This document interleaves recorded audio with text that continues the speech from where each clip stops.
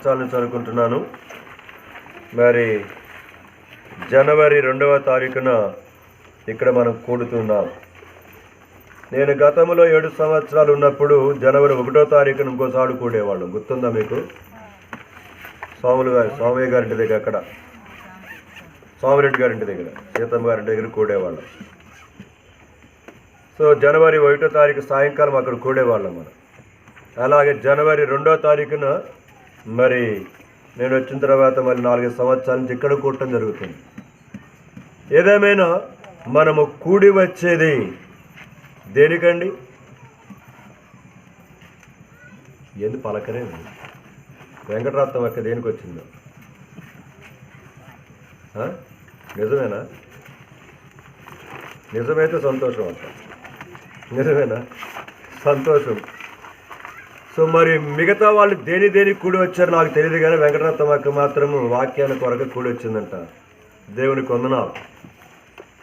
మనం ఎప్పుడైనా సరే దేవుని యొక్క బిడ్డలముగా మనం గ్యాదర్ అవుతున్నప్పుడు ఒకటి నేర్చుకోండి.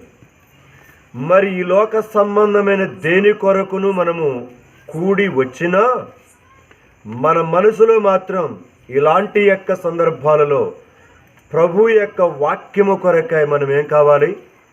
చేరి రావాలి. 2 సంవత్సరాల క్రిందట మందిరములో ప్రత్యేకమైన కూడికల సందర్భముగా మీకు కొన్ని మాటల జ్ఞాపకం చేశాను. ఎంతమంది గుర్తుందో లేదో తెలియదు, కానీ దేవుని యొక్క సన్నిధికి ఎందుకు కూడి వెళ్తున్నారు అనే ప్రశ్న వేసి ఆ ప్రశ్నకు సమాధానముగా దాదాపుగా దగ్గరగా 20 విషయాలు చెప్పాను నేను. గుర్తుంది ఎవరికన్నా? ఏడ గుర్తుంటే, నువ్వు రోజు మీటింగ్ చెబుతుంటే మాకు ఏడ గుర్తుంటే అంటారు కదా. కొన్ని గుర్తు పెట్టుకోవాలి. ఆ రోజు పర్టిక్యులర్గా ఆ జాషువా అన్న, అంటే మన మరి యొక్క కమలమ్మ గారి అల్లుడు జాషువా అన్నప్పుడు వచ్చాడు ఇక్కడికి, కృపా వాళ్ళందరూ. ఇక్కడికి ఆ జాషువాని వాక్యం చెప్పాడు. చెప్పిన తర్వాత చివరిలో నేను కొన్ని విషయాలు చెప్తూ వచ్చాను. దేనికి మనం కూడి రావాలి? చాలామంది దేనికి కూడి వస్తారో అనే విషయాలు కొంతమంది ఆ అక్క ఏం చీరగట్టుకుంది, ఈ అక్క ఏం చీరగట్టుకుంది, ఇవి చూడటానికి వస్తారు. నవ్వటం కాదు, జరిగే విషయాలు చెప్తున్నాను. ఆ రోజు నేను దాదాపుగా 19-20 విషయాలు చెప్పాను నేను. సో దేవుని సన్నిధిలో మనం రావాల్సినది ప్రాముఖ్యంగా నీ బంధువులు కలుసుకోవడానికి రావచ్చు, అన్నదమ్ములు కలుసుకోవడానికి రావచ్చు, నీ తోటి వారిని కలుసుకొని రావచ్చు. కానీ వీటన్నిటికంటే ఇవన్నీ వెనకాలే ముందుగా ఏముండాలంటే మనము దేవుని వాక్యమున కొరకే కూడి, దేవుని వాక్యము కొరకే కూడి వచ్చేవాళ్ళు ఎప్పుడు వస్తారు?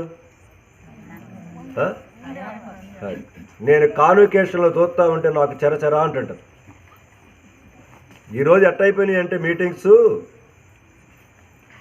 పెళ్ళి కానీ జరుగుతుంటుంది, చుట్టాలు భోజనాలు చెబుతారు అందరికీ, వచ్చిన వాళ్ళు వచ్చి తింటుంటారు, పోతుంటారు అనమాట. అంతే కదా, వాళ్ళు ఇష్టం వచ్చినట్టు పడతారు. ఎందుకంటే భోజనాలు పెడుతున్నారు. ఎప్పటి నుంచి పల్లె చెబుతూ ఉంటారు. ఎప్పుడు పొద్దున ఒకసారి చెప్పొస్తారు ఒక రౌండ్, తర్వాత ఒకసారి ఒక ఆయన వచ్చి అన్న ప్రార్థన చేయన్న, ఇందాక చేశాం కదంటే ఇప్పుడు స్టార్ట్ అంట పెళ్లి చేస్తే ఇప్పుడు చెప్పొస్తారంట అందరికి. ఇప్పుడు అక్కడ నుంచి ఎప్పుడు 11 గంటలు వేసుకుందాం, లేదా 12 గంటల నుంచి ఎత్తా ఉంటున్నారు. తిరణాల్లాగా వస్తుంటారు.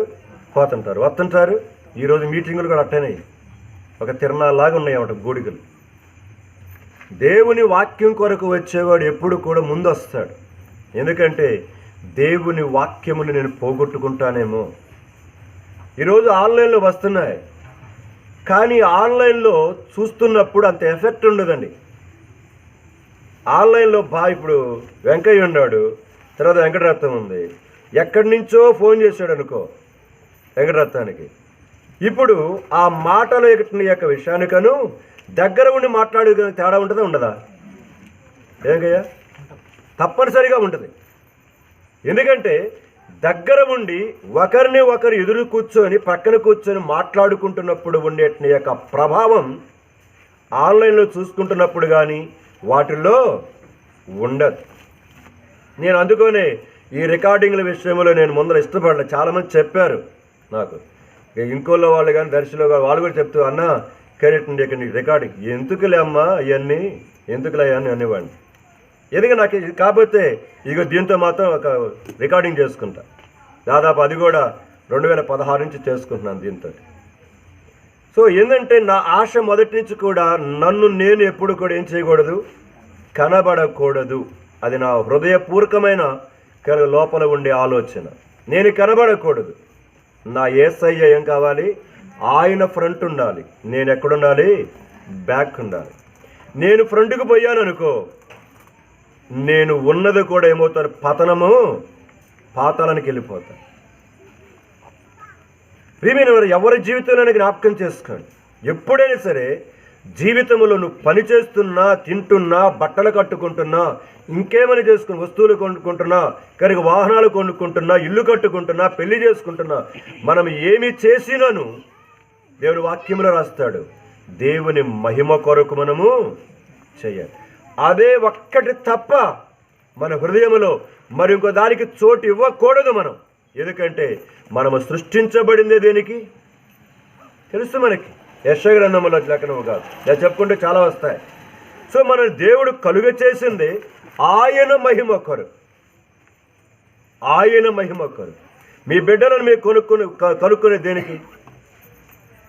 అప్పుడే నడుము వాల్చేశాడు వెంకట.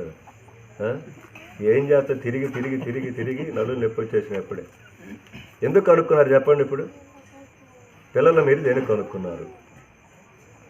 ఏందట్ట చూస్తున్నారు అండి? పెళ్ళి నాకు కాలేదు, మీకు అయిన పెళ్ళిళ్ళు అయినాయి. ఏం దాదన్నా పెళ్ళి పిల్లలు ఎందుకు అనుకున్నారు? భలే ప్రశ్నలు వేస్తావని నువ్వు అంటారు. మొన్న అక్కడ చెప్పి పెళ్ళి ఎందుకు అని అడిగారు, అందరు నవ్వుతున్నారు.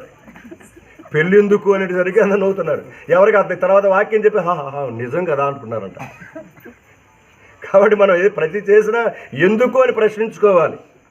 తింటున్నాము, దేనికి తింటున్నామండి? బ్రతకటానికి, పని చేసుకోవడానికి. మరి ప్రశ్న వేసుకుంటే అర్థమవుతుంది బలహీనంగా ఉంది కాబట్టి ఏం చేయాలి? కేరిగా ఏంటి పెట్టండి అంటుంటారనమాట. ఎందుకు? కేరిగా వాడికి బలం రావాలి కదా. సో ప్రతిదానికి మనం ప్రశ్న వేసుకుంటే ప్రశ్నకి ఏమవుతుంది సమాధానము?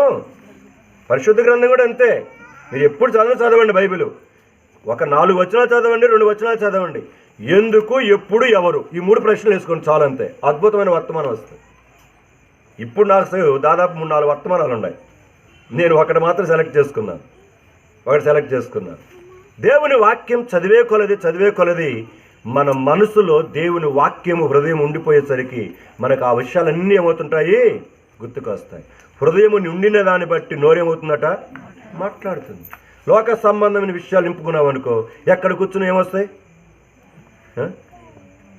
ఇప్పుడు వీళ్ళు ఉన్నారనుకోండి, సహజంగా ఇప్పుడు పనికి పోయి వచ్చేసరికి వాళ్ళకి పరిస్థితులను బట్టి ఈయన వాళ్ళ అత్తగారిని పోయి వచ్చినట్టున్నాడు. సరే ఇందా ఫోన్ చేస్తే అక్కడ ఉన్నాను అన్నాడు. సరే వస్తాను, చివరిగా స్టార్ట్ డీలర్ కూడా వస్తానని చెప్పి సరే వచ్చాడు. సో ప్రియమైన ఎందుకు చెప్తానంటే మన జీవిత యాత్రలో పని చేసుకోవాలండి. ఎందుకంటే బైబిల్ చెప్తుంది పని చేసుకోకపోతే తిండి తినొద్దన్నాడు. నువ్వు పని చేయకపోతే తిండి తినొద్దన్నాడు. కాబట్టి ప్రతి ఒక్కరు ఏం చేయాలి? పని చేయాలని వాక్యం చెప్తుంది. సో దేవుని సన్నిధిలో మనము పని విషయములో పని ఆలోచన ఉండాలి. అదే సమయంలో దేవుడు నన్ను బ్రతికిస్తున్నాడు, నేను ఈ లోకములో బ్రతకటానికి కొరకే పని చేసుకోవడానికి శక్తినిస్తుంది ఆయన. ఈ వాతావరణమును లేకపోతే ఈ పంచభూతములను అనుకూలపరుస్తుంది నాకు ఆయన. ఈ 2021 సంవత్సరం జనవరి ఈ 2వ తారీఖుని చేరామంటే ఇది మన గొప్పతనము. చదవండి కీర్తన 103, 1-2 వచనాలు. నా భాగానికి వెళ్తాను ఇక త్వరగా, ఎందుకంటే వీడియో కూడా చాలా లెంగ్త్ అవుతుంది.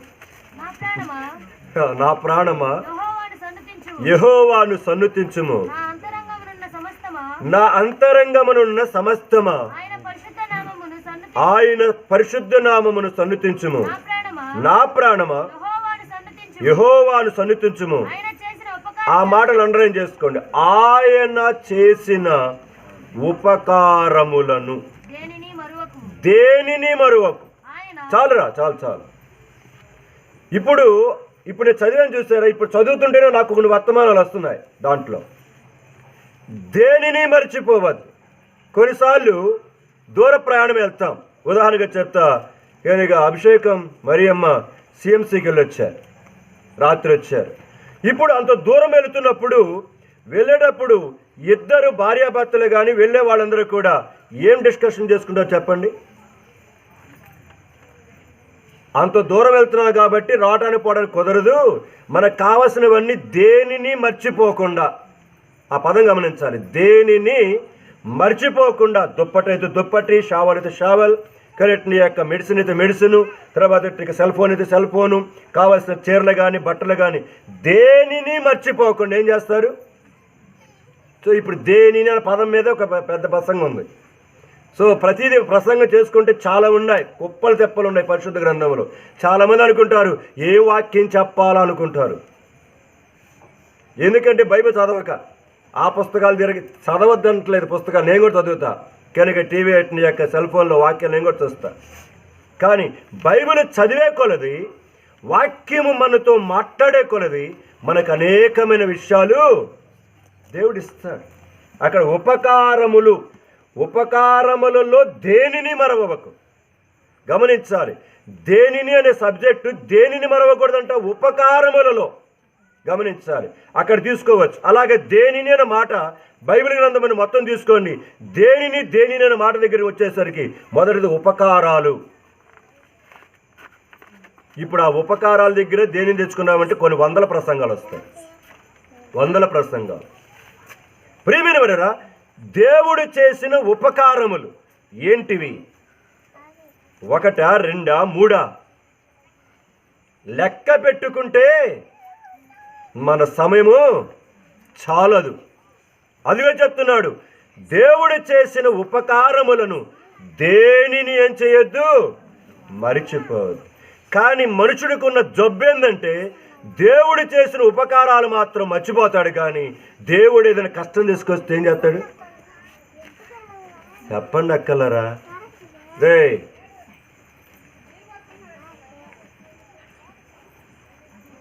దెబ్బలు పడితే కూర్చోండి.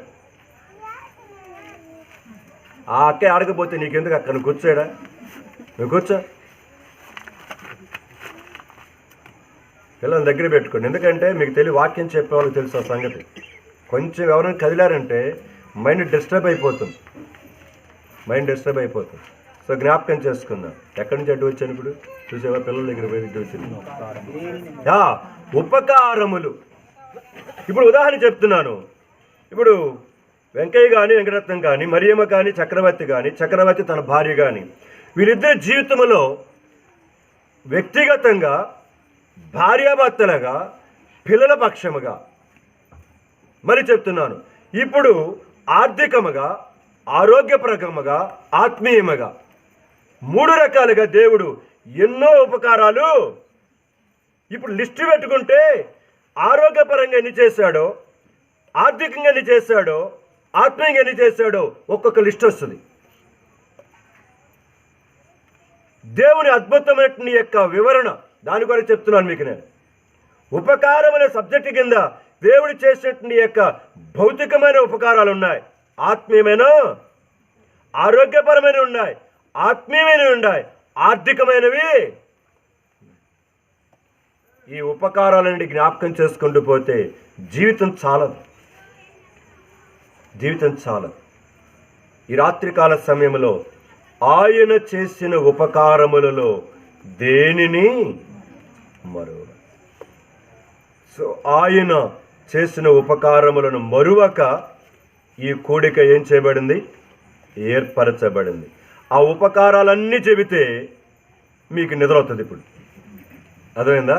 కాబట్టి నేను మిమ్మల్ని కూడా ఇబ్బంది పెట్టను. రేపు మళ్ళీ ఆదివారం, మళ్ళీ రేపు వాగాలి నేను మళ్ళీ, అర్థమైందా? నాకు గొంతుకు కరెక్ట్, ఎందుకంటే నాకే చిన్నగా రావట్లేదు. ఏం చేస్తా, ఆ స్వరం అనేది అక్కడ వెళ్ళిపోతుంది అంతే. సో ప్రియమైన జ్ఞాపకం చేసుకుందాం, ఆయన చేసిన ఉపకారములు కోకొల్లలు. అందుకని అంటాడు కీర్తన 104లో, ఆ వచనం కూడా చదవండి. కీర్తన 104 వచనం 24 అనుకుంటారు. గమనించాలి ఆ పదాలు. యెహోవా నీ కార్యములు ఎన్నెన్ని విధములుగా ఉన్నవి. చాలురా, ఆ మాట చాలు. అయ్యా నీ కార్యములు ఎన్నెన్ని విధాలుగా ఉన్నాయి, ఒకటా రెండా? ఎన్నెన్ని విధాలు, ఎన్ని పుస్తకాలు రాస్తే సరిపోతుంది, ఎన్నింటి యొక్క థీసిస్ చేస్తే సరిపోతుంది ఆయన కార్యాల మీద. ఈనాడు పిహెచ్డి చేస్తుంటారు చాలామంది, డిగ్రీ పీజీ అయిపోయిన తర్వాత పిహెచ్డి చేస్తారు. ఒక్కొక్క చిన్న అంశం మీద వాళ్ళు పిహెచ్డి చేస్తారు. బైబిల్ మీద కూడా పిహెచ్డి చేసిన వాళ్ళు చాలామంది ఉన్నారు. అంటే వాళ్ళకి చిన్న అంశం తీసుకుంటారు, దాని మీద రీసెర్చ్ చేస్తారు.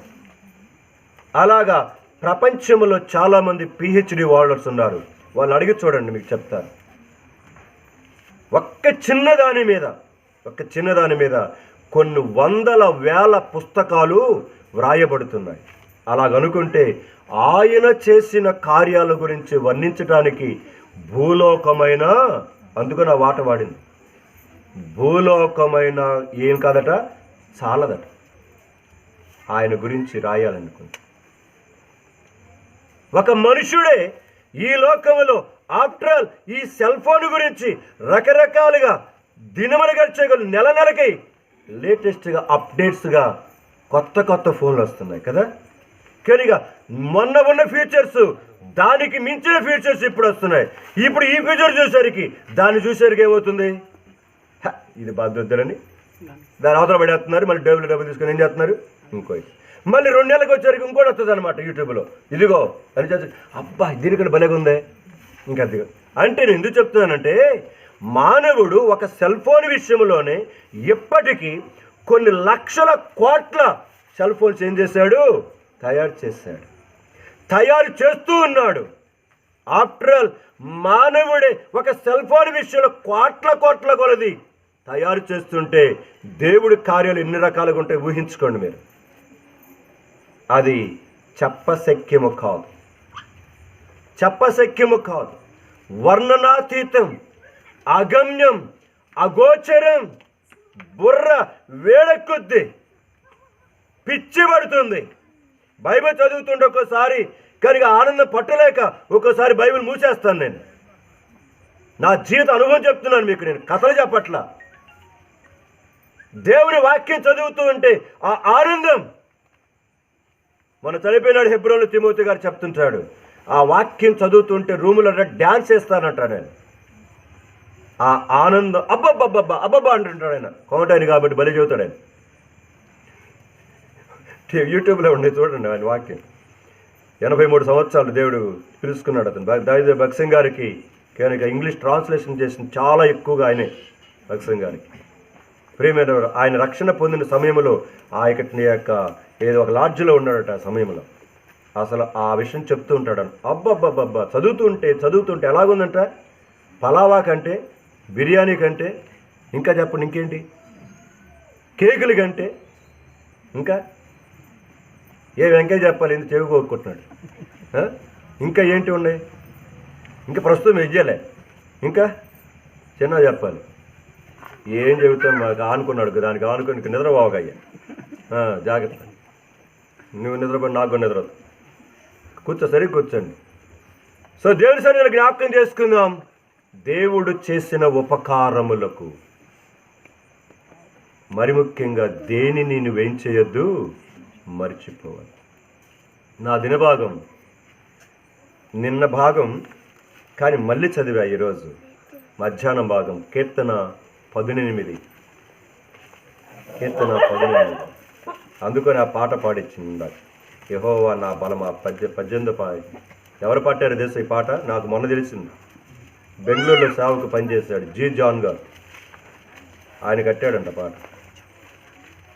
నాకు మొన్న తెలిసింది ఆవిడ విషయం. జీ జాన్ గారు గొప్ప ఆత్మీయ వ్యక్తి. కాన్వకేషన్లో ఒక కాన్వకేషన్ ఆయనకి అప్పకి చెప్పేవాడు. అంత అద్భుతమైన స్పీకర్. దేవుడు వాళ్ళ పరలోకాన్ని తీసేసుకున్నాడు. ప్రియమైన సంఘమా, జ్ఞాపకం చేసుకుందాం, ఆయన యొక్క పరిశుద్ధ గ్రంథములో మన జీవితంలో మన జ్ఞాపకం చేసుకొని ఆ 18వ అధ్యాయంలో చాలా విషయాలు ఉన్నాయి. దగ్గర 50 చరణాలు ఉన్నాయి దాంట్లో. ఆ పాటలు 18వ చరణంలో ఒక్క భాగమే మనం చూస్తాం. చదువుతారా ఒకరు గట్టిగా? ఆపత్కాలమందు వారు నా మీదికి రాగా యెహోవా నన్ను ఆదుకొనెను. గమనించాలి, నేను వాక్యంలోకి వెళ్ళిపోతున్నాను.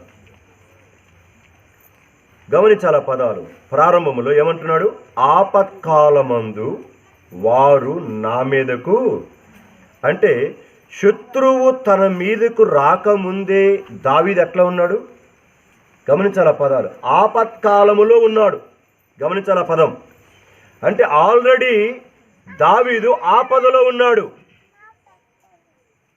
కొన్నిసార్లు మనం ఉచ్చరిస్తుంటాం, దెబ్బ మీద దెబ్బ తగులుతుందని అంటాం. అసలే దెబ్బలో ఉన్నాం, అసలే బాధలో ఉన్నాం. మూలిగే నక్క మీద ఏమైందంటే తాటికాయే. ఈ సామెతలు వాడుతుంటాం. అంటే అసలే ఇబ్బందిలో ఉన్నాం, కష్టములో ఉన్నాం, బాధలో ఉన్నాం. దానికి తగ్గట్టు ఇంకోటి ఏమైంది? ఇంకోటి వచ్చి పడింది. అది పోకముందు ఈ రెండు పోకముందు ఇంకోటి వచ్చి మూడోది. ఆ సమయంలో మన జీవితంలో చాలా చాలా దేవుడి మీద, వాక్యం మీద, దేవుని సన్నిధి మీద, దేవుని బిడ్డల మీద విరక్తి వస్తుంది. ఛీ, దేవుడు నమ్ముకుంటే ఇవన్నీ నాకు వచ్చాయి, ప్రార్థన చేసుకుంటే వస్తున్నాయి. నిజమండి. మీరు ఎంత ఎక్కువగా ఆత్మీయంగా జీవితాన్ని కట్టుకోవడానికి ఇష్టపడతారో అంత ఎక్కువగా మీ మీద వచ్చి పడతాయి. ఇది జరిగే సత్యం. అయితే మీరు నిలబడితే ఆయన మిమ్మల్ని ఏం చేస్తాడు? ఇక్కడ ఆపత్కాలములలో ఉన్నాడు ఆల్రెడీ. ఆపత్కాలములో ఉన్న ఆయన మీదకి వారెవరు? శత్రువులు తన జీవితం మీదకు వచ్చి పడ్డారు. ఇప్పుడు ఆపదలో ఉన్న వ్యక్తికి సహాయము కాదు వచ్చింది. ఏమొచ్చింది? మరొక ఆపద వచ్చి పడి. ఇప్పుడు గమనించాలి, ఆపత్కాలములలో నేను ఉంటే ఆ శత్రువులు వచ్చి నా మీద నాకొచ్చిన ఆపదను గురించే చక్కబరుచుకోవడానికి కొరకై సమయం అనక, ఆరోగ్యం అనక, ధనం అనక వెచ్చించుకుంటూ అక్కడ తిరుగుతూ ఇక్కడ తిరుగుతూ ఎన్నెన్నో రకరకాల తిప్పలు పడుతూ ఉంటే దానికి తోడు మరొకటి వచ్చిపడి. సో ఇక్కడ దాన్ని ఆపుతాను, ఎందుకంటే దాన్ని వర్ణించుకుంటే మరి చాలా టైం అవుతుంది. ఆపత్కాలములో ఉన్నాను నేను. అలాంటి సమయంలో వారు వచ్చి నా మీద ఏం చేశారు? పడ్డారు. ఇప్పుడు ఆ రెండవ లైన్లో ఒక పదం మనం చూడబోతున్నాం. ఇప్పుడు చదవండి. యెహోవా నన్ను ఆదుకొనెను. సో ఈరోజు అంశం ఏందో తెలుసా? ఆయన ఆదుకొని దేవుడు. ఆయన ఆదుకొని దేవుడు. ప్రియమైన వారరా, మిమ్మల్ని ఇక్కడ ఒక ప్రశ్న అడుగుతున్నాను, మీకు అర్థం కావాలి కదా దాని కొరకు. ఆదుకొనుట అంటే అర్థమేంటి? కాపాడటం, ఇంకా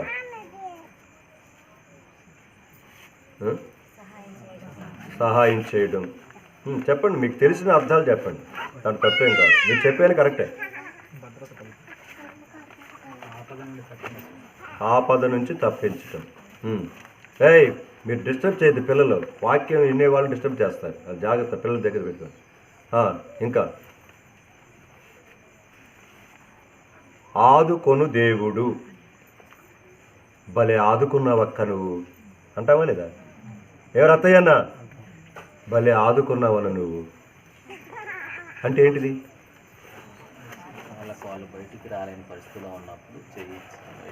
కొంచెం వివరించాడు మోహన్. నేను కోరుతున్నది ఆదుకోవటము అనే మాట దగ్గర ఇంగ్లీష్లో చక్కని మాట వాడాడు. నేను అవన్నీ చెప్పట్లేదు. ప్రివెంట్ అని వాడతాడు అక్కడ, కింగ్ జేమ్స్ వర్షన్లో ప్రివెంట్. ఆ మాటకు అర్థం నేను ఇప్పుడు పూర్తిగా చెప్పట్లేదు. ప్రివెంట్ అనే మాటకు నిరోధించుట, అడ్డు వేయుట. తెలుగు బైబిల్లోనే స్టడీ బైబిల్ ఒకటి వచ్చింది కరెక్ట్ యొక్క మామూలు భాషలో. దాంట్లో ఏం రాశాడంటే అడ్డుకట్ట వేయుట.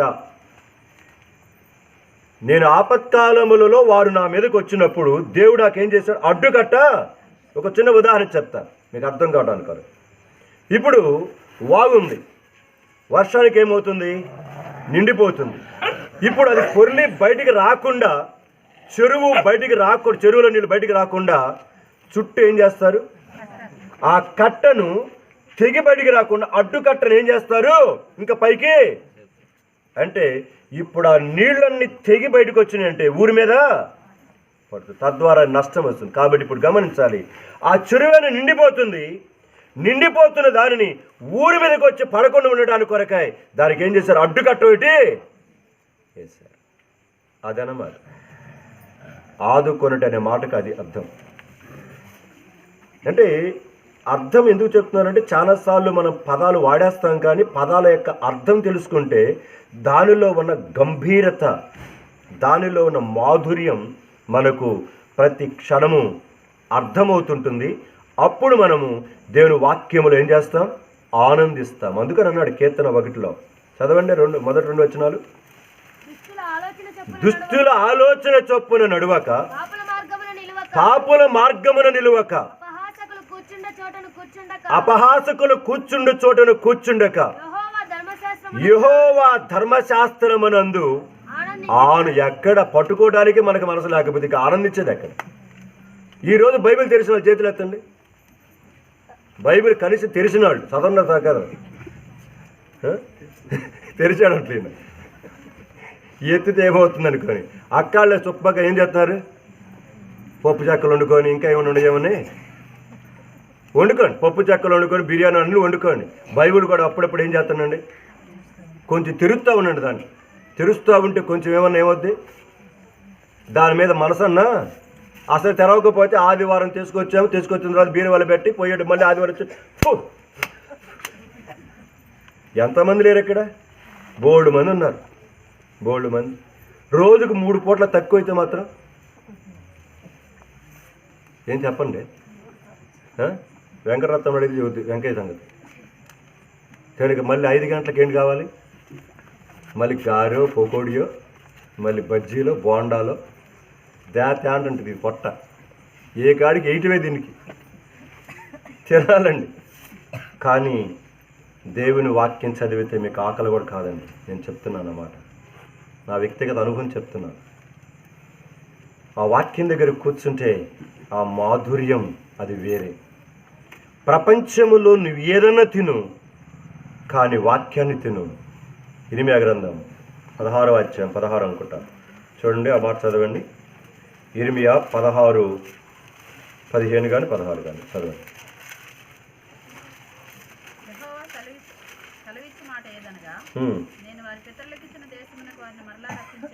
క్షమించండి, 15వ అధ్యాయం 16. నీ మాటలు నాకు దొరకగా నేను వాటిని భుజించి తిని. ఇంకా కిందకి రండి. సైన్యములకు అధిపతికి యెహోవా దేవా, నీ పేరు నాకు పెట్టబడిన గనుక నీ మాటలు నాకు సంతోషమును, నా హృదయమునకు ఆనందమును.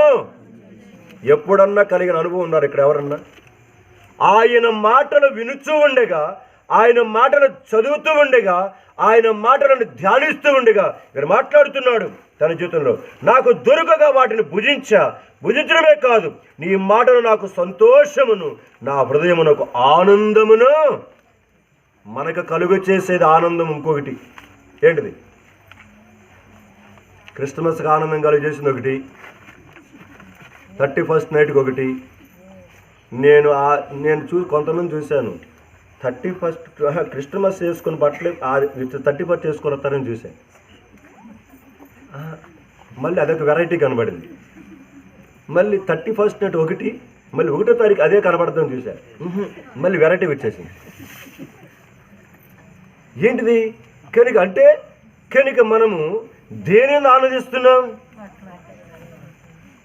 25th కట్టింది ఎప్పుడు కట్టకూడదు? 30 రాత్రి కట్టకూడదు. 30 రాత్రి కట్టింది ఎప్పుడు కట్టకూడదు? ఎందుకంటే మళ్ళీ కొద్దిగా నలిగిపోద్ది కదా, మళ్ళీ కొత్తది బీరువాకి వెళ్తాం. ఇప్పుడు ఇన్ని కుప్ప అవుతాయి ఉతకడానికి. నన్ను తీసుకో అని పోయే నవ్వుకుంటున్నారు అక్కలు కదా.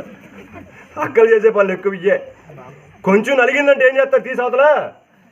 అబ్బో ఎంత శుభ్రమో. ఇది చూపించండి అక్కలారా, ఇది చూపిస్తే కుటుంబాలు బాగుపడతాయి. ఇది మాత్రం ఉండదు. అవి మాత్రం సోకులు మాత్రం బా ఆ అద్దం దగ్గర కూర్చుంటే కానీ అక్కల సంగతి చూడాలి. నేను పెళ్లి చేసుకునేటప్పుడు చూస్తామంట. ఇంకోలికి నేను ఉన్నప్పుడు వీరికి పెళ్లి చేసుకోవడానికి ఒక అక్క వచ్చింది. ఆ అక్కకి ఎక్కడ అలంకరణ కాకుండా ఆ రూమ్లో పెట్టారు అని. ఆ వెనకాల పూరి ఉండేది దాంట్లో ఉన్నప్పుడు. సరే సుబ్బారెడ్డి గారు వస్తున్నారు పెళ్లి చేయడానికి. వచ్చిన తర్వాత కూడా ఆ అక్క బయటికి రాదే. నేను అంటున్నాను అక్క బయటికి రా అంటుంటే అయిపోయిందని అంటున్నారు పక్కన వాళ్ళు. ఇంకా 5 నిమిషాలే, 5 నిమిషాలు అని చెప్పి 2 గంటలే చేశారండి. బయటకు వచ్చేసరికి అక్కను చూశాను నేను. అబ్బో, ఇక అక్క చుడితే అన్న పెళ్లి జరిగేది జీవితం ఒక్కసారే కదన్న, నీకేం తెలుస్తుంది అన్న అన్నాడు. పెళ్లి జరిగేదంట జీవితంలో ఒక్కసారి చేసుకోమ్మా, లేకపోతే 10 సార్లు చేసుకో అన్న. 10 సార్లు చేసుకో, ఇక్కడికి ఎవడు కాదన్నాడు నిన్ను. ప్రియ జ్ఞాపకం చేసుకుందాం, దేవుని సన్నిధిలో మన జీవితంలో అలంకరణ చేసుకోవద్దని చెప్పట్ల, చింపిరిగా రమ్మని చెప్పట్ల.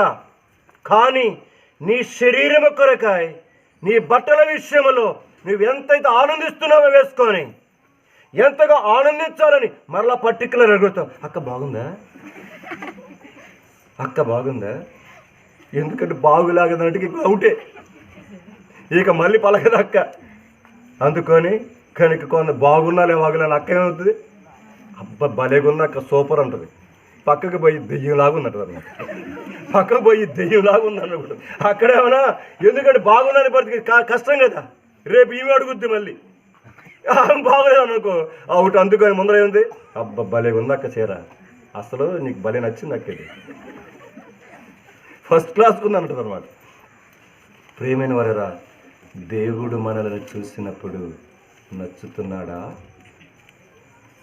అదే 18వ అధ్యాయంలో 18వ వచనం చదివాం కదా, కిందకి రండి. ఎంత అద్భుతమైన మాట మాట్లాడాడు చూడండి అక్కడ. కీర్తన 18 మనం చదివాం, దాని తర్వాత చదివాను. ఏంది ఇంతసేపా? విశాలమైన స్థలమునకు ఆయన నన్ను తోడుకొని వచ్చెను, నేను ఆయనకు ఇష్టడను. గమనించాల పదం, నేను ఆయనకు ఇష్టడను గనుక. ఈ మాట ఇక్కడ కూర్చుని మనం ఎవడమే చెప్పగలమా?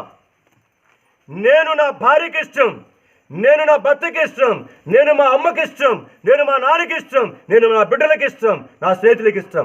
కానీ ఈ రాత్రికాల సమయంలో జీవితంలో పరిశీలన చేసుకోండి.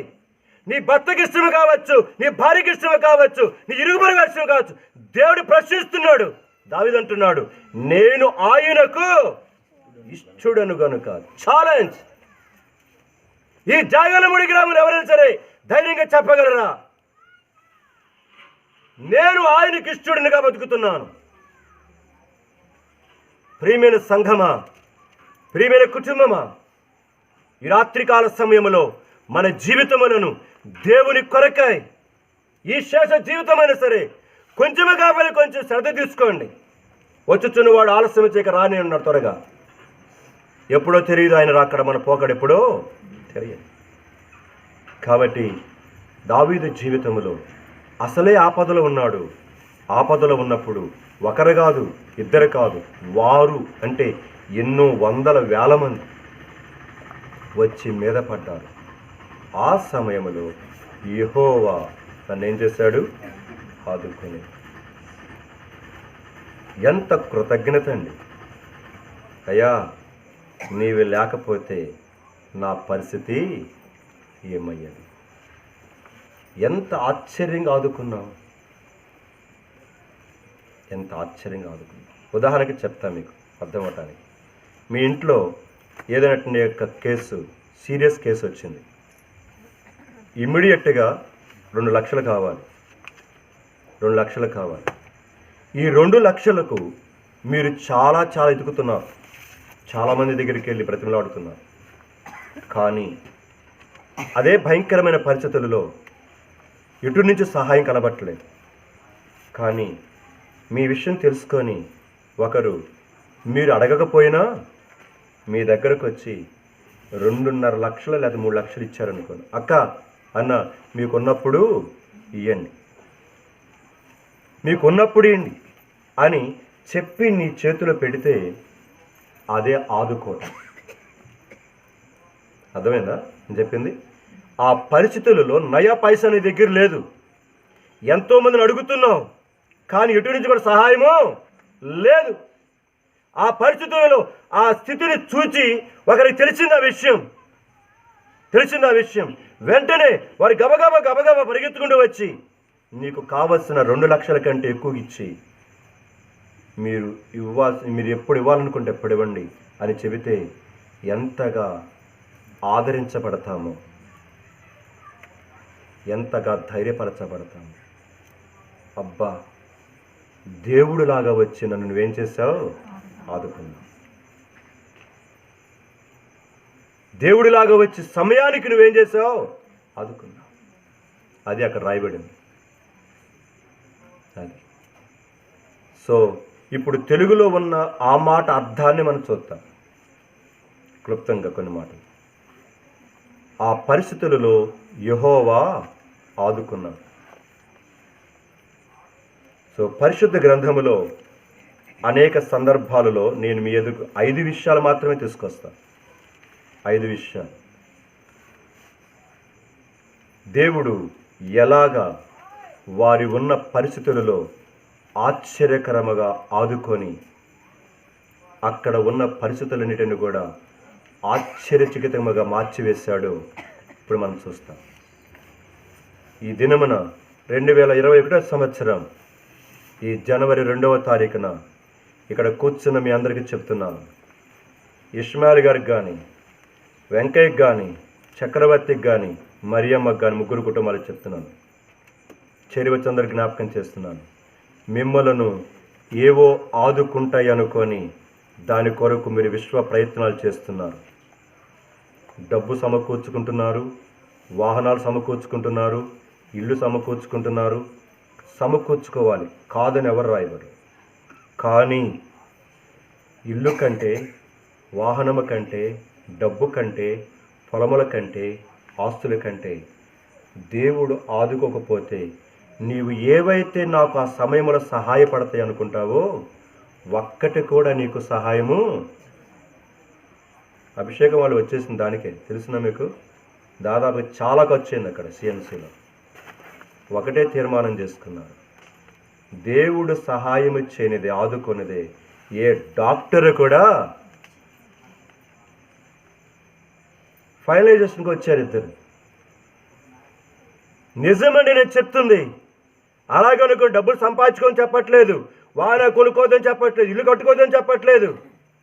కానీ మీరు అనుకుంటుంటారే ఇవి ఏవియో మీకు ఉన్న అసలైన సమస్యలు మిమ్మల్ని ఏవి కూడా ఆదుకొనే మీరు సంపాదించుకోవడానికి, కొనుక్కోవడానికి, సమకూర్చుకోవడానికి ఏ దేవుడైతే సామర్థ్యం ఇచ్చాడో ఆ దేవుడు తప్ప ప్రపంచమంతా ఏకమైన నీ జీవితంలో ఒక్క అణువు కూడా నిన్ను ఆదుకోలేరు. ఇది ఛాలెంజ్ నా జీవితం చెప్తున్నాను మీకు. ఈ 2020 సంవత్సరం జనవరి మాసం 2వ తారీఖున దేవునికి దాసునిగా మీకు సవాల్ చేసి చెప్తున్నాను ఈ మాట. నేను ఏదైనా ఆదుకుంటుందేమో చూసుకోండి. ఎంతోమంది చనిపోయారు మన కళ్ళెదుట, లక్షాధికారులు, కోటీశ్వరులు కరోనా వైరస్కి. డబ్బు లేక చనిపోయారా? అధికారం లేక చనిపోయారా? డాక్టర్స్ లేక చనిపోయారా? వారికి ఫెసిలిటీస్ లేక చనిపోయారా? ఒక్కసారి ఆలోచించండి. మీకు చెప్తున్నాను అదే. నేను దేవుని విడిచి 3 కుటుంబాలకు చెప్తున్నాను. 3 కుటుంబాలు చెప్తున్నాను. 3లో కూడా ఒకరు కూడా రక్షించబడిన నాకేం కనబట్టలేదు. 3 చెప్తున్నాను. మీరు ఏదైతే సమయానికి ఆదుకుంటుంది అనుకుంటున్నారో, ఇస్మాయిల్ గారు కూడా చెప్తున్నాను ప్రత్యేకంగా, సంవత్సరం 2-3 సార్లు కనబడుతున్నాడు మందిరానికి. నీ భార్య ఏడ్చింది నా దగ్గర, అది నాకు తెలుసు. చనిపోకముందు నా దగ్గర ఏడ్చింది. అందుకని ఎప్పుడు చెప్తుండే ఇక్కడ మీటింగ్ వచ్చినప్పుడు, నేను రూమ్లోకి వెళ్తే నేను ఎలా పడేప్పుడు అసలు నా పాదాల మీద పడిందామే. నాకు ఏడుపు వచ్చింది. రూమ్లోకి వచ్చి కాళ్ళ మీద పడిందామే. నేను ఇప్పుడు మర్చిపోలేను నా విషయం.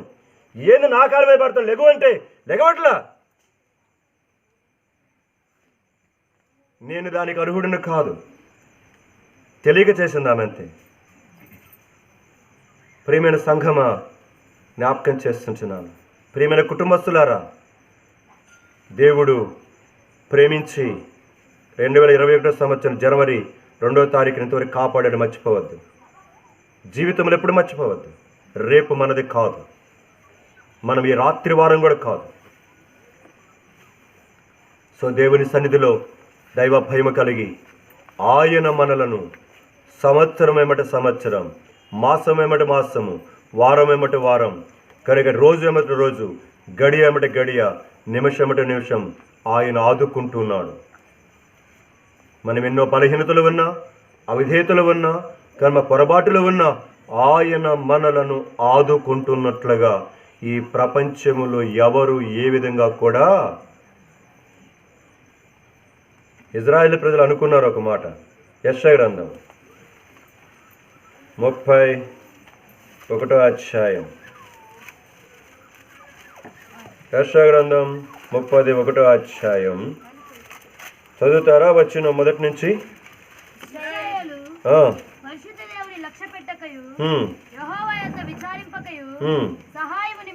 సహాయము నిమిత్తం ఐగుప్తునకు వెళ్ళుచు గుర్రములను ఆధారము చేసుకొని వారి రథముల విస్తారములనియు రౌతులు బలాఢ్యులనియు వారిని ఆశ్రయించు వారికి శ్రమ అయినను ఆయనయు బుద్ధిమంతుడిగా ఉన్నాడు. మాట తప్పక దుష్టుల ఇంటి వారి మీదను కీడు చేయు వారికి తోడ్పడి వారి మీదను ఆయన లేచును. చదువురా. ఐగుప్తీయులు మనుషులే కాని దేవుడే కాదు, ఐగుప్తీయుల గుర్రములు మాంసములే కాని ఆత్మలు కావు. ఇప్పుడు ఆ మాట గమనించాడు. ఇప్పుడు యెహోవా తన చెయ్య చాపగా సహాయము చేయువాడు జోగును, సహాయము పొందువాడు పడును. వారిద్దరూ కూడి దేవుడు జోక్యం చేసుకోవటలే కానీ బ్రతికిపోతున్నాం. అందుకోనే సహాయం చేసేవాడు, సహాయం పొందేవాడు ఒక్క దెబ్బగా పడిపోతారు. ఓ ఇజ్రాయేలు ప్రజలారా, ఐగుప్తు యొక్క గుర్రములు రథములు బలాఢ్యమైనవని ప్రపంచములో గొప్పవనుకొని ఒకవేళ విర్రవీగుతూ నా దగ్గర విచారణ చేయకుండా, నన్ను ఆశ్రయించకుండా, నా దగ్గర ప్రార్థన చేయకుండా వెళ్ళిపోతున్నారేమో. చెబుతున్నాను, జాగ్రత్త అంటున్నాడు. మీకు ఎవడైతే సహాయం చేస్తున్నాడో ఒకవేళ నేను చెయ్యి చాపానంటే సహాయం చేసేవాడు అక్కడ కూర్చోవలసిందే, గుర్రాలు అక్కడ పడిపోవాల్సిందే, రథాలు అక్కడ పడిపోవాల్సిందే, రౌతులు అక్కడ రాలిపోవాల్సిందే. దేవుడు అలాగ చెయ్యటలేదు, దేవుడు అలాగ చేయట్లేదు. కానీ ఆయన ప్రతి క్షణం మనలను ఆదుకొనుచు ఉన్నారు. అందుకొని ఈరోజు ఇక్కడ మనము సజీవముగా చేరవచ్చాం. సో ఇప్పుడు నేను 5 వ్యక్తులను జ్ఞాపకం చేస్తున్నాను కదా, రండి. మొదటిది, మనకు తెలిసిన విషయాలు నేను మర్మాలని చెప్పను కనుక ఉన్న విషయాలనే కనుక వాక్యానుసారంగా చూసుకుంటాం. 2వ అధ్యాయం యోహాను సువార్త 2వ అధ్యాయం చదవండి. 2వ వచనం చదవండి. యేసు తల్లి అక్కడ ఉండెను, యేసును ఆయన శిష్యులను ఆ వివాహమునకు పిలువబడిరి. ద్రాక్షరసం అయిపోయినప్పుడు యేసు తల్లి వారికి ద్రాక్షరసము లేదని ఆయనతో చెప్పగా యేసు ఆమెతో, అమ్మా, నాతో నీకేమి పని? నా సమయం ఇంకనూ రాలేదని. ఆయన తల్లి పరిచారకులను చూసి ఆయన మీతో చెప్పునది చేయడం చాలంతే. గమనించాలి, ఇది పెళ్ళిళ్ళకి చదువుతుంటారు కానీ నేను ఇప్పుడు ఈ భాగానికి తీసుకొచ్చాను. ఈ సమయంలో ఆయన ఆదుకునేవాడు ఎలాగ ఆదుకున్నాడో మీకు ఇప్పటికే అర్థమైపోయింటుంది. అక్కడ చక్కని పెళ్లి జరుగుతూ ఉంది. ఆ పెళ్లికి యేసు ప్రభు వారు ప్లస్ శిష్యులు ప్లస్ శారీరకముగా ఈ లోకముల కన్నా యేసు ప్రభు తల్లి మరియా కూడా ఏమైంది? వివాహానికి ఆహ్వానించబడ్డారు. ఇప్పుడు వివాహం జరిగింది, అయిపోయింది. ఇప్పుడు పెండ్లి విందు జరుగుతుంది. పెండ్లి విందు జరుగుతుంటే ఇజ్రాయెల్ దేశంలో ఒక ఆచారం ఏంటంటే వాళ్ళు తప్పనిసరిగా ద్రాక్షరసం ఇస్తారు. ఏది? మత్తుగా ఉండే ద్రాక్షరసం కాదు, అప్పటికప్పుడు ఆ వైన్ ప్రెస్లో నుంచి ప్రెస్ చేసినటువంటి ద్రాక్షరసాన్ని ఏం చేస్తారు? వాళ్ళకి భోజనాల్లో పంపిణీ చేస్తారు. అది వాళ్ళకి తప్పనిసరిగా ఉంటుంది. ఇప్పుడు ఆ ద్రాక్షరసం చాలా ప్రాముఖ్యం వాళ్ళకి. ద్రాక్షరసం పాలము మనకేంది ముఖ్యం? మొక్క, అంతేనా? ఒకసారి ముక్కని సరే మనకి ఇంకోటి చేయడం వెళ్ళిపోయింది మైండ్. అంతా అయిపోయింది. కూడికి అయిపోయిన తర్వాత భోజనాలు వడ్డిస్తున్నారు. భోజనాలు వడ్డిస్తా ప్రార్థన చేసిన తర్వాత తినండి అంటున్నారు. ఏంది అది రాలేదంటున్నారు. ఏంటబ్బా అనుకున్నాను నేను. ముందు నాకు అసలు తట్ల ఏంది అది రాలేదేందన్న. ఓహో అదే అనుకున్నాను నేను.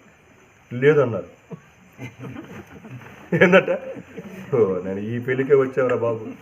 మొక్కలేని భోజనం ఉందా ఇప్పుడు? మొక్కలేని భోజనం లేదు, మందు లేని భోజనము. కనుక రెండు ఉంటేనే అదేంటిది పార్టీ. 30 తిప్పమాక పిల్లల్ని. కానీ జ్ఞాపకం చేసుకున్నా. మంచిలు తీసుకురామంటే చేస్తారు. మంచిలు ఏ నీళ్ళు అయ్యి దీంట్లో పోసా ఓ తల్లే బాటిల్ ఇదైపోతుంది తల్లే. అది ప్లాస్టిక్, ఇది వేడి ఎట్టపోతే ఎట్టబోతుంది. నేను చెప్పింది ఇది గిన్నె తెచ్చుకోమన్నాను కదా. సరే జ్ఞాపకం చేసుకుందాం. మన జీవిత యాత్రలో ఎక్కడి నుంచి ఎటు వచ్చింది బండి? ముక్క దగ్గర ఉన్నాం కదా ఇప్పుడు. కాబట్టి జ్ఞాపకం ముక్క తినండి. ఎందుకంటే తినకపోతే బలం ఎక్కడి నుంచి వస్తుంది? అవసరం. సో ప్రియమైన సంఘం జ్ఞాపకం చేసి ఇప్పుడు ద్రాక్షారసము ప్రాముఖ్యమైంది అక్కడ ఇజ్రాయెల్ దేశం యొక్క పెండ్లి విందులో. ఎప్పుడైతే అయిపోయిందో ఆ సంగతి మరియ చూసింది. మరియ గమనించింది. అబ్బబ్బా పెళ్లి భోజనం సొంగొడ కాలేదు. అందరూ కూడా ఏది అదేది అంటున్నారు. అయిపోయేసరికి ఆమె వచ్చేసి యేసుప్రభు తన శరీరం కన్నా యేసుప్రభు దగ్గర, అయ్యా ద్రాక్షరసం అయిపోయిందంటే ఆయన ఏమన్నాడు? చేద్దామని అన్నాడా? దేవుడు యేసయ్య మాటలు భలేగా ఉంటాయి. ఏమన్నాడు? నాతో నీకేం పని ఉంది? మీరు అనండి మీ అమ్మ దగ్గర, సాసి కొడద్దు. నాతో నీకేం పని?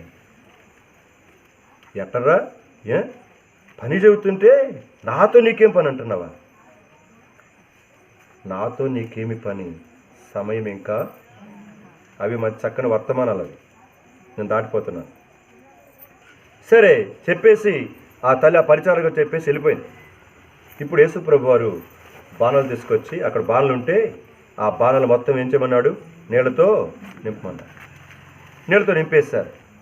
ఇప్పుడు కనుక హాట్ నేను ఏమనలేదు. ఏమని అన్నాడా? మనమైతే జరిగినాయా లేదా కళ్ళు తెరుచుకుంటూ చూసి, రసంగా మారినాయా లేదన్నిటి చూసి మళ్ళీ ప్రభువా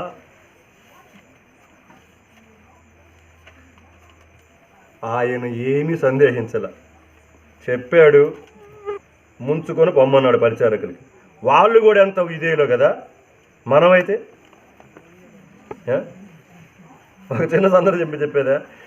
పోయిన సంవత్సరం అంతమంది సంవత్సరం గ్రౌండ్లో మీటింగ్ పెట్టాం కదా. నేను వీళ్ళందరికీ వర్షం బాగా మేఘాలు కమ్మినాయి. గుర్తుందా మీకు? మేఘాలు కమ్మితే నేను అన్నాను చూడండి అన్న. చూసిన తర్వాత ఊడదీయమంటే మొత్తం ఊడ పిక్కుని వచ్చాడు. వర్షం పడద్దేమో, మీకు గుర్తుందా? నాకు ఇప్పుడు గుర్తుంది. చూడండి అక్కడ. ఎందుకంటే ఎప్పుడు పెట్టగా పెట్టాం గ్రౌండ్లో. పెడితే మేఘాలు మాత్రం అసలు ఎంత ఉధృతంగా వచ్చినా మామూలుగా రాలేదు. వీళ్ళు చేసిన కూడా ఒక రకం ఇదే అనుకో.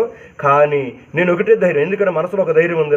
మళ్ళీ వెనకాలే ఉంది, మళ్ళీ భయం. పడితే ఎట్టా అని భయం. కానీ ఒక ధైర్యం మాత్రం ఉంది. అదే చెప్పా, ఒకవేళ భయంకరం పడితే అప్పుడు తిండి అన్న. వీళ్ళు ఏం చేశారు? చెప్పాడు కదా అనుకొని ఏం చేశారు? మొత్తం కూడా పిక్కొని వచ్చేసారు. జొల్లు పడిపోయింది. తెలుసా రోజు జొల్లు పడిపోయింది. ఓ నాయన అనుకున్నప్పుడు దేవుడు నాకు సిగ్గు తీసుకొచ్చాడు. మరి పనికి మాలినాడా, ఎంత ప్రార్థన చేసి సంఘంలో ప్రార్థన చేయించి ఇదే నువ్వు చేసేది? వాళ్ళేమన్నా కనుక సర్లే పోనట్టుండి ఇక పోయితే వాళ్ళు ఏం చేశారు? మొత్తం ఊడబిక్కుని వచ్చారు. ఆ టైప్ ఉంది ఇక్కడ. మరి జాగ్రత్తగా ఉండు. కాబట్టి జ్ఞాపకం చేసుకున్నాం. తర్వాత వాళ్ళు పిక్కు వచ్చింది, నాకు గుండె దడదడ, మళ్ళీ అక్కడ పెట్టుకుంటావు అని. సరే కానీ అందుకు మందిలో పెట్టాం మళ్ళీ. సో ప్రియమైన సంఘమా, మనకు ఎప్పుడు కూడా ఒక ప్రక్కన నమ్ముతాము, మన పక్కన ఏం చేస్తుంటాం? అందుకని వాడు అన్నాడు మత్తయి బాక్స్ 9 అధ్యాయం, అయ్యా నమ్మకం ఉంచుతున్నాను కానీ మరేంటిదిరా? ఏంటిది? అపనమ్మకం ఉండకుండా ఉండే సహాయం చేయ ప్రభు. ఎప్పుడు చేసాం మన ప్రార్థన? మనకి అవన్నీ అక్కడ వస్తాయి. అర్థమైందా? నమ్మకం కోసం దగ్గర అపనమ్మకం ఏది ప్రార్థన చేయం. ప్రభువా కడుపు నిండి చాలు, అంతే అయిపోయి. ప్రియమైన సంఘమా, పరిచారకులను చూసి ముంచుకొని తీసుకెళ్ళమంటే ఎంత విధేయత అండి. వాళ్ళు కూడా డౌట్ ఎక్స్పర్సలేదు. ఏందయ్యా నీళ్లు కదా మేము పోసింది, కనుక నీళ్లుగానే ఉన్నాయి, వాళ్ళకైనా ద్రాక్షరసం కావాలి, నువ్వేదో నీళ్లు పోయమంటావు, మా చెంపలు వాయిస్తారు వాళ్ళు అని అనుకున్నారా? మనమైతే నీకు ఒక దండం అన్నా, మమ్మల్ని వాయించుకో ఉంటాం, మేము వాయించుకునేది ఏది నువ్వే వాయించుకొని చెప్పి మెల్లింగ్ ఏం చేసేవాళ్ళు, సరే అని చెప్పి ఇటు పోయి అటు నుంచి ఏరి అనుకుంటే కనబడితే ఇక కనబడదు. కారణం ఏంది? అయ్యాను నీళ్లు ఆడపోతే వాళ్ళు అంటారు కాబట్టి ఆ అన్న తన్నించుకుంటాడు అనుకొని ఏం చేస్తున్నారు, అటు పోయి దాక్కు. ఎక్కడ పోయారంటే ఇక్కడే ఉన్నామన్నా, అక్కడ ఉన్నాం. ద్రాక్షరసం కానీ మారిన తర్వాత అప్పుడు వస్తారు, ద్రాక్షరసం మారిపోయిందిరా, పదండి అన్న ఇందాక చెప్పాడు అనుకో పరిగెత్తాను. వాళ్ళు ముంచుకొని తీసుకొని వెళుతూ ఉండగా మార్గములో ఎక్కడ మారిపోయిందో తెలియదు. వారు అంటున్నారు మాట, ఆ మాట కూడా చదవండి. ఏమన్నారు?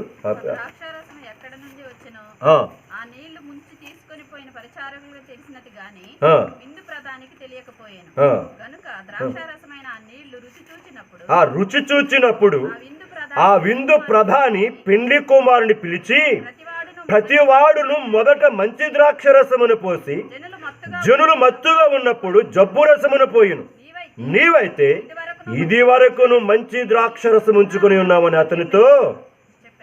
అంటే ఎంతగా ఆదుకున్నాడో గమనించాలి దేవుడు.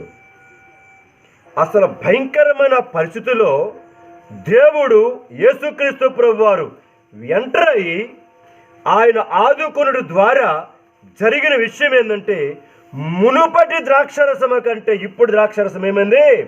అతి మధురముగా ఉందంట. రుచి చూచినప్పుడు నేను అదే చెప్తున్నాను, ప్రియమైన సంఘమా, ప్రియమైన కుటుంబమా, ప్రియమైన వ్యక్తిగతముగా సహోదరుడా, ఆయన నిన్ను నన్ను మన అవసరతలో కానీ ఆదుకుంటే మునుపటి కంటే మన జీవితాలు, మన కుటుంబాలు మరి ఎక్కువైన రుచికరముగా మార్చబడతాయి. అది ఒక్క దేవుడు మాత్రమే చేయగలడు. ప్రపంచంలో మరి ఎవడు కూడా చేయలేడు. ఈ రాత్రి మన జీవితాలను కూడా దేవుడు అలాగా ఆదుకొని మన అవసరతలో మన జీవితంలో కని విని ఎరుగుని విధముగా ఒక ఆశ్చర్యమైన కార్యమును చేసినట్లుగా రుచి చూచుట కొరకాయ మన జీవితంలో మనం కూడా ఏం చేద్దాము? ఆయన మీద ఆధారపడదాం. అందుకో దావీదు అన్నాడు, రుచి చూచి నేను రుచి చూచి ఎరిగి తిని యెహోవా ఉత్తముడనియు, రుచి చూచి ఎరిగి తిని యెహోవా ఉత్తముడని. ప్రియమైన వారా, రుచి చూచి ఎరుగు. పాడుకుంటున్న మంచిదే, పాట ప్రకారముగా మనం కూడా ఉండటం అవసరం. ఈరోజు నా దినభాగం ద్వితీయోపదేశకాండం 4వ అధ్యాయం. అక్కడ కూడా తీసుకుందాం అనుకున్న మెసేజ్, కానీ అక్కడ ఎందుకంటే గుర్తుకొచ్చింది. ఇప్పుడు రండి అక్కడ ఒక మాట చదువుతున్నాను. ఈ సందర్భంగా అక్కడ ఒక మాట ఉంది. ద్వితీయోపదేశకాండం గ్రంథం 4వ అధ్యాయం. సంవత్సరానికి 3-4 సార్లు చదివేసేయాలి బైబిల్ అనుకుని పెట్టుకున్నాను ఈ సంవత్సరం. ద్వితీయోపదేశకాండం గ్రంథం 4వ అధ్యాయం చదువుతారా? వచనము 2వ వచనం చదవండి. మీ దేవుడని యెహోవా ఇచ్చిన ఆజ్ఞలను మీకు గమనించాలి. ఆ మాట మోషే చాలా ఖచ్చితంగా చెప్తున్నాడు. మీ దేవుడైన యెహోవా ఇచ్చిన, నేను ఇచ్చినవి కాదు. అర్థమైందా? మీ దేవుడైన యెహోవా ఇచ్చిన ఆజ్ఞలను మీకు నేను నా మాటలు ఆజ్ఞాపిస్తున్నాను అనుకుంటారేమో, జాగ్రత్త అంటున్నాడు. చదువమ్మా. వాటిని గైకొనుట యందు నేను మీకు ఆజ్ఞాపించిన మాటతో దేనిని కలపకూడదు, దానిలో నుండి దేనిని, చాలంతే, దేనిని కలపకూడదు, దేనిని తీసివేయకూడదు. రుచి చూచి ఎరిగి తిని అని పాడాం కదా, దానిలో కలపకూడదు, తీసేయకూడదు. రుచి చూచి ఎరిగామా లేదా పాడుకున్నామా? కేవలం అదొక పాటగా ఉందని, అది జీవిత అనుభవముగా ఉండాలని ఆయన కోరుతున్నాడు. దావీదు చెప్పిన మాట అది, రుచి చూచి ఎరిగాను నేను. మనము కూడా రుచి చూచి ఏం చేయాలి? ఎరిగినప్పుడు అప్పుడు దానిలో ఉన్న మాధుర్యం మనకి. పెళ్ళిళ్ళు భోజనాలు చేశారు, వండిన తర్వాత అక్కడ ఉన్న అమ్మలక్కలకి ఏం చేస్తారండి వంట ఉన్నాళ్ళు? ఎట్ట బాధ ఎయ్యి మొక్కయ్యి అంటాం అనమాట. ఎయ్యి ఏంది అది వేసుకుని మొత్తం కరగర నవిలి టేస్ట్ ఉందా లేదా, ఉడికిందా లేదా, మళ్ళీ ముక్క దేనికంది ఉడికిందా లేదా. ఇప్పుడు అది తింటే కానీ అక్క చెబుద్ది. ఇప్పుడు అక్క ఒకరు చెప్పిన దానికి ఒప్పుకుంటారా? మళ్ళీ ఇంకో దగ్గరికి వెళ్తారు. ఎందుకంటే ఉప్పు తక్కువ తినేవాళ్ళు ఉన్నారు, ఎక్కువ తినేవాళ్ళు ఉన్నారు. కాబట్టి అందరికీ ఏం కావాలి? తృప్తి కలిగి ఉండాలి. కాబట్టి 2-3 దగ్గరికి తర్వాత అప్పుడు ఓకే అనుకుంటే, లేకపోతే ఎక్కువ వాళ్ళు కూడా ఎక్కువ, లేకపోతే ఎక్కువైతే కాసి నీళ్ళు పోయటం. అంతే కదా మనం చేసేది. కాసి నీళ్ళు పోయటం, లేకపోతే కాసి నిమ్మకాయ పెట్టడం. మరీ తెలుసు బ్రదర్, నేను తెలుసు మనకి, ఎందుకంటే వండుకుంటున్నాం కదా అని తెలుసు మనకి. ఇప్పుడు జ్ఞాపకం చేసుకుందాం. రుచి చూచి ఎరిగితే ఆయన ఉత్తముడని మనకు. ప్రపంచములో ఆయన కంటే ఉత్తమమైన వాడు, ఉత్తమమైనది ప్రపంచంలో ఏది లేదని ఆయనను, ఆయన వాక్యాన్ని ఏం చేస్తావు? గుండెలకు హత్తుకుంటావు. మరి ఏది కూడా నిన్ను, నీ వాక్యమును నీకును దేవునికి మధ్య జ్వరపడడానికి వీలు లేకుండా హత్తుకుంటావు. ఈనాడు మనకి దాని టేస్ట్ అర్థం కావట్లేదు. అందుకని దేవుని వాక్యాన్ని చదవటానికి కూడా ఎలాగుంది? చాలా బరువుగా ఉంది. అన్నిటికీ చక్కగా ఉంటుంది. దేవుని వాక్యం దగ్గరికి వచ్చానే అవుతుంది. ఇటు పడుతుంటుంది అనమాట. అప్పుడే చెప్తాం బైబిల్. అబ్బా తీగ 30 తారీఖు రాత్రి అక్కడ ఏం చేస్తాం? తీర్మానం చేస్తాం అక్కడ. ఈ రోజు నుంచి 5 గంటలకు లెగవాల్సిందే. 5 గంటలకు ఖచ్చితంగా లెగవాలి. లేచి ఏం చేయాలి? ఏం చెప్పున్నా ఖచ్చితంగా బైబిల్ తీసుకొని చదవాలి. తెల్లారిన తర్వాత 5 గంటలు అవుద్ది. కాసేపు పడుకున్నారు. కానీ అవి ఎప్పుడు ఉండేవి కదా. ఇప్పుడు కాకపోతే తర్వాత చదువుకోవచ్చు. ఇప్పుడు రోజంతా చదవడు. ఇప్పుడు 5 గంటల రోజు అమ్మగారు ఎక్కుతుంది. అమ్మగారు కూరగాయలు ఏమంటుంది, బియ్యం లేదంటది, పప్పు లేవడు. ఏందక్క నేను చెప్పొచ్చు కదంటే ఇప్పుడు గుర్తుకొచ్చిందంటది. ఇప్పుడు ఏం చేస్తాడు ఈయన?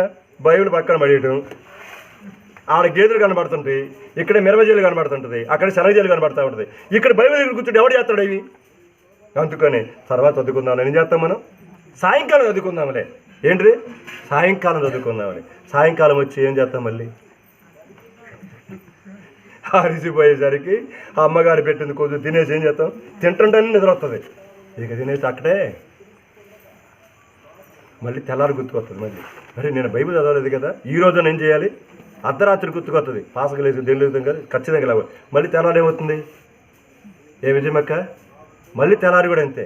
5 గంటలకు మళ్ళీ అలారం కూడా పెట్టుకుంటాం మనం. అలా ధబాలెట్టు కొట్టి ఆగండి మళ్ళీ ముసుకేసుకొని సరే చేసుకున్నావు అనుకో. సరే లేచావు 5 గంటలకి, బైబిల్ తీసుకున్నావు.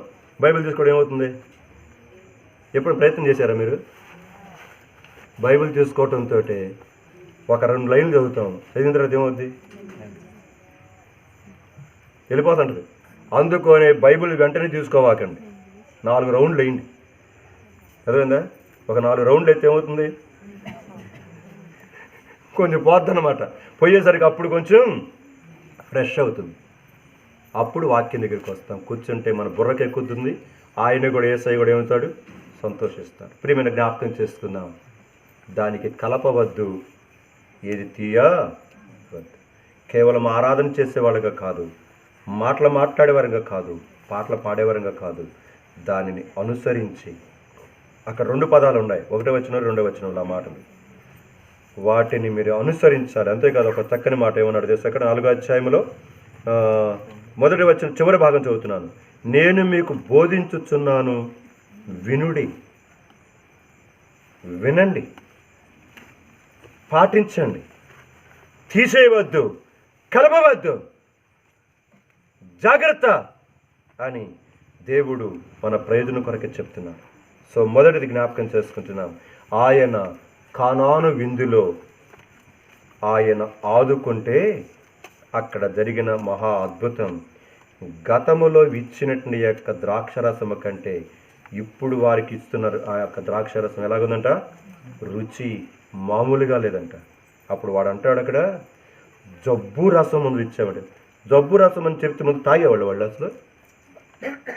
ఏం వేరే మీరు ఇప్పుడు తాగేమంటున్నాడు అంటే దానికంటే టేస్ట్ వచ్చేసరికి ఇప్పుడు ఏమంటారు, అదేమైంది, అది జబ్బుదైంది. ఇప్పుడు ఇది ముందు అదే బ్రహ్మాండం అనుకొని పాకలాగా తాగిచ్చారు.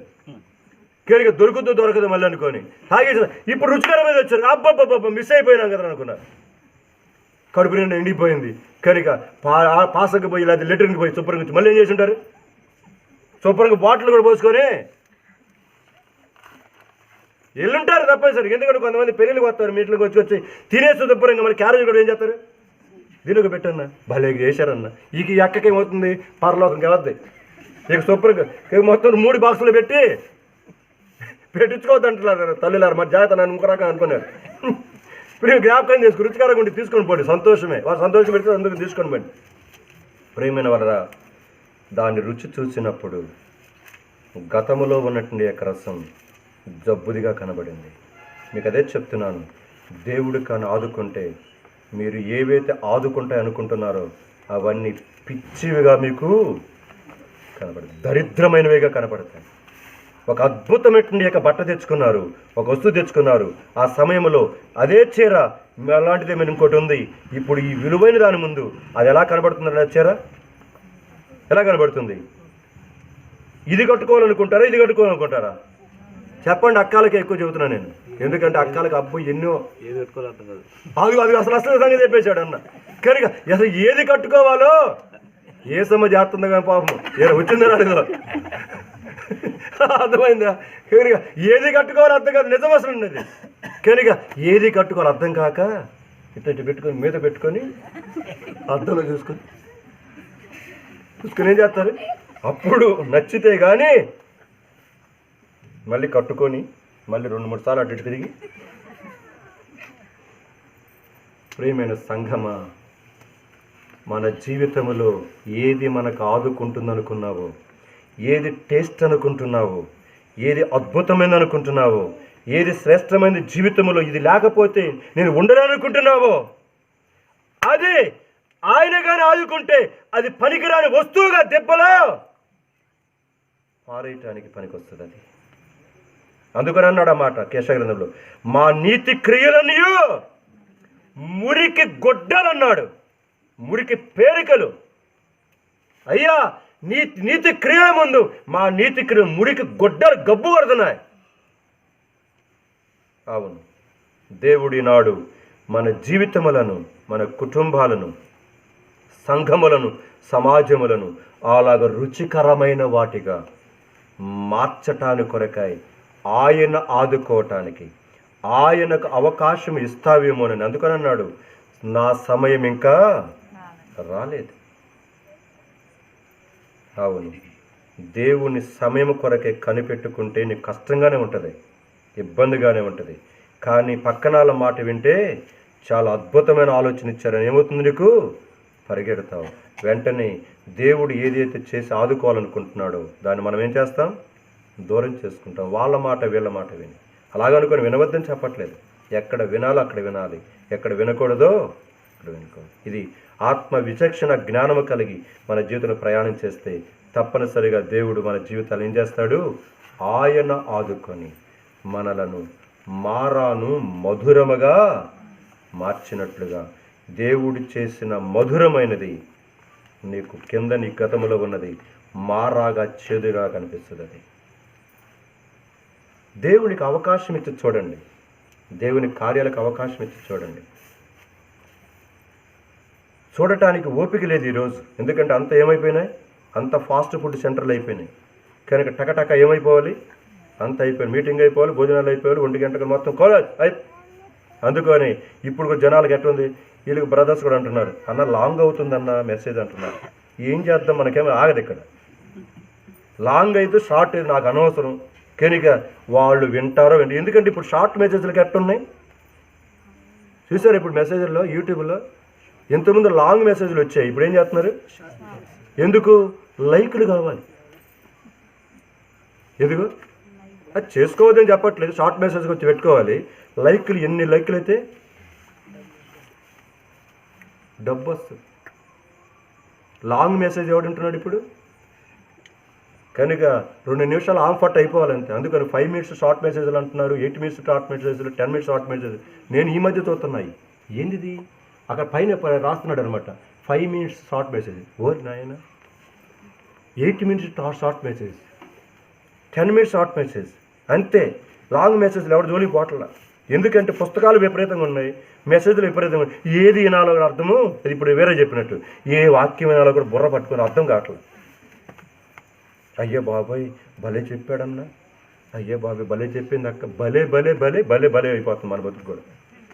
చివరికి ఏమన్నా ఉందంటే ఏమీ లేదు, అంత సున్నా. అంతేనా కాదా? ఏంది మాట రావట్లేదు నోట్లోంచి, భలే భలే భలే భలే అని చెప్పి ఏం చేస్తున్నాం? అసలు ఏది కూడా మనము పాటించకుండా దాని దారి దారిదే, మన దారి గోదారి గోదారి. జాగ్రత్త. సో మొదటిది నేను ఎంత అయింది ఇప్పుడు? 9:07 అయింది. ఇంకొక 5 నిమిషాలు ముగిచ్చేస్తాను. 5 నిమిషాలు దాటితే మాత్రం నన్ను కొట్టండి మీరు, అదేందా? ఎందుకంటే బండి పోతూ ఉంటుంది, ఇది అయిపోతా అనుకుంటే పోతానే ఉంటుంది బండి. ప్రసంగికులు కొన్ని జబ్బేదే, ఇంకా 5 నిమిషాలు అంటాము, 5 నిమిషాలు అరగంట అయిపోద్ది అనమాట.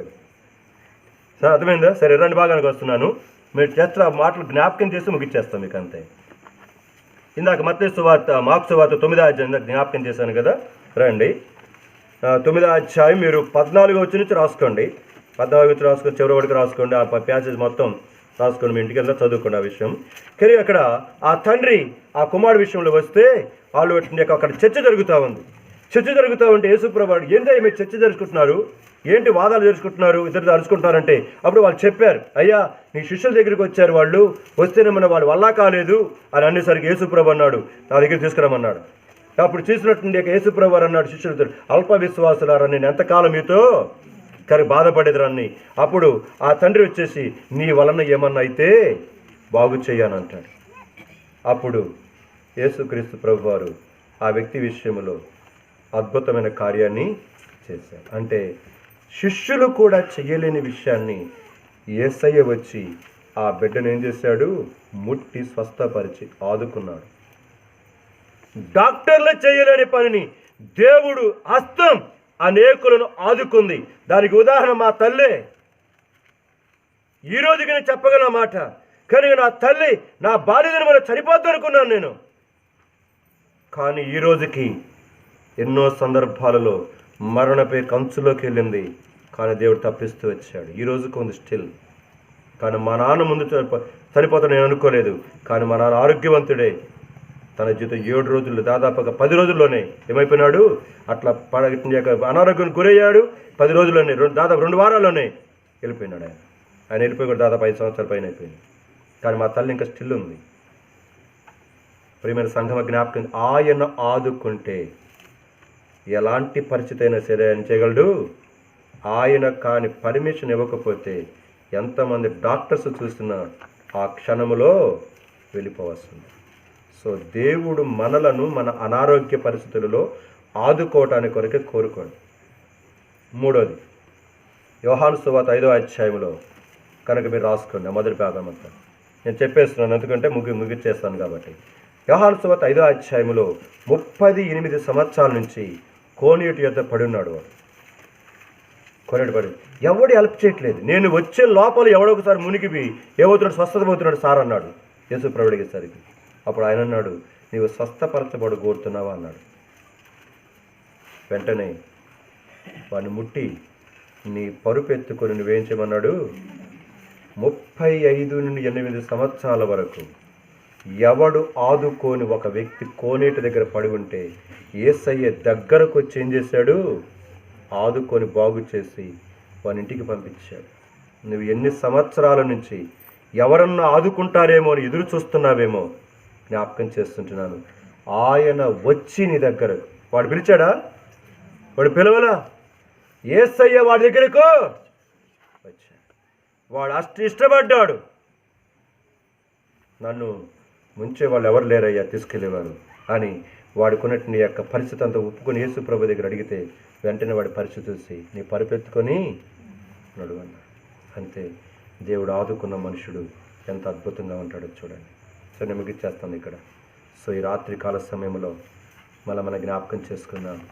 ఆయన ఆదుకుంటే మన జీవితాలు మరణకరమైన పరిస్థితులలో, చెడిపోయిన పరిస్థితులలో ఉన్న స్థితిగతులు కాస్త మధురమైనట్టుగా ద్రాక్షరసముగా మార్చబడతాయి. మర్చిపోవద్దు.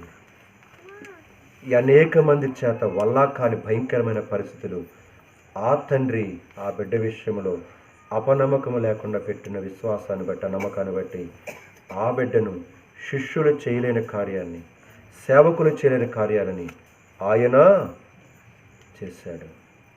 మూడవది, ఎన్ని సంవత్సరాల నుంచి పడ్డావో నాకు తెలియదు,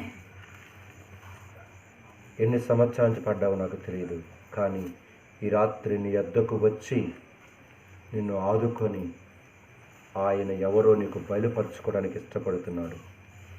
ఆ ఆదుకునే దేవుడే మనందరి కొరకు ఆ కలువరి సిలువకెక్కాడు. మన చేతులతో పాపము కొరకాయి, మన కాళ్ళతో పాపము కొరకాయి, మన శరీరంతో చేసిన పాపము కొరకాయి, మన తలతో చేసిన పాపము కొరకాయి ఆయన చూడ నల్లని వాడుగా. నేను అడుగుతున్నాను ఇక్కడ తల్లిదండ్రులను, మీ బిడ్డల కొరకు ఎప్పుడైనా అయ్యారా మీరు? అడుగుతున్నాను ఇక్కడ కూర్చున్న తల్లిదండ్రులను, చక్రవర్తిని కానీ, వెంకయ్యని కానీ, మరియమ్మను కానీ, ఇక్కడ కూర్చున్న అందరూ కూడా అడుగుతున్నాను, మీ బిడ్డల కొరకు కనీసం ఎప్పుడన్నా అలాగయ్యారా? ఎన్నడూ కాలేరు మీరు. కానీ పాపముల చేత, అపరాధముల చేత చచ్చిన మనలను